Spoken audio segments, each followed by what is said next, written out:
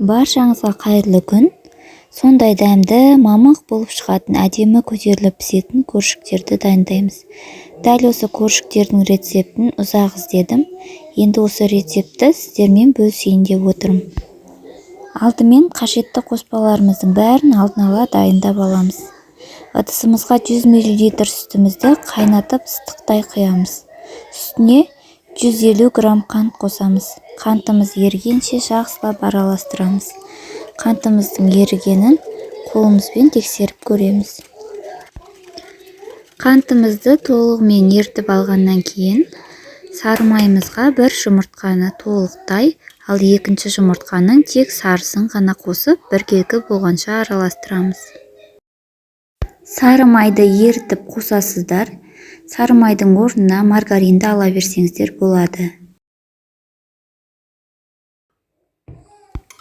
Енді осы сұйық массаларымызды бір ыдысқа құйып, тағы да біркелкі күйге келтіріп, араластырып аламыз.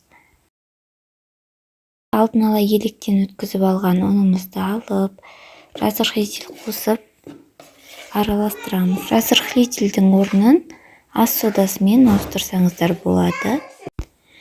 Дайындап алған сұйық массамыздың үстіне ұнымыздың 3/2 бөлігін құйып, бір жақсылап араластырып аламыз. Одан кейін қалған бөлігін толығымен қосамыз. Бұл жерде 400 грамм ұн қосамыз. Осы ұннан артығын қоспаймыз. Бұл дегеніміз 250 мл стаканмен 2,5 стакан ұн болады. Қалған ұнымызды қосып, барлық массамыз біркелкі болғанша араластырамыз. Бұл көршіктің қамырлары өте жұмсақ, қолмен едеуге келмейді. Сондықтан тек қана қасықпен, лопаткамен осылай араластырып қана қоямыз. Көріп тұрғандарыңыздай, бізде дәл осындай жабысып тұратын қамыр болу керек. Ұнды көп салмаңыздар. Ұнды көп салсаңыз тығыздау болып пісетін болады. Дәл осындай нәтижеге жете алмайсыздар. Бетін жауып, тоңазытқышқа 40 минутқа қойып аламыз.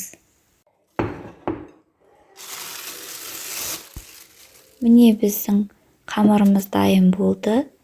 Жаятын орнымызға ұн сеуіп, қамырымызды аударып аламыз. Оқтауға жабыспас үшін қамырдың үстіне де ұн сеуіп, қалыңдығы 1 см болатындай етіп жаямыз. Қамырды жайғанда қатты жұқартпаймыз. Қатты жұқартсаңыздар, пешене ұқсап күтірлеп пісіп қалады. Бұл қамыр тез жайылады. Жайған кезде де өте жұмсақ, әлде жабысып тұрады. Егер қатты жабысып жатса, оның сәл көбірек себесіздер. Жайып алған қамырымызды формалармен кесіп шығамыз. Мен өзімдегі бар формамен кесіп алдым. Осы формадан көлемі кішідеу формалармен кеспеңіздер. Үлкенірек болса, тіптен жақсы болады. Қалған қамырлардың бәрін жинастырып қоямыз.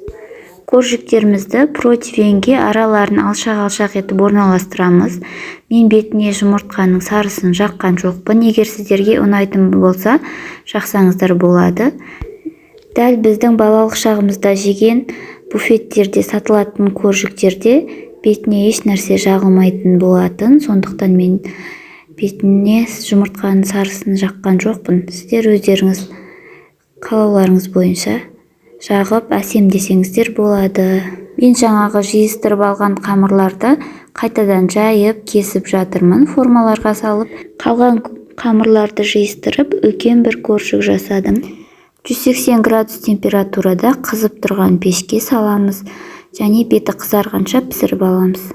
Көршіктеріміз тез-ақ піседі. Суытып қойып, пакетке салып қойсаңыздар, тіптен жұмсақ болып шығады. Балалар сүйіп жейді. Мен ыстықтай бөліп отырмын. Ыстықтай болса да ортасын көрсеңіздер, керемет болып пісіп шығады. Сіздер де жасап көріңіздер. Астарыңыз дәмді болсын.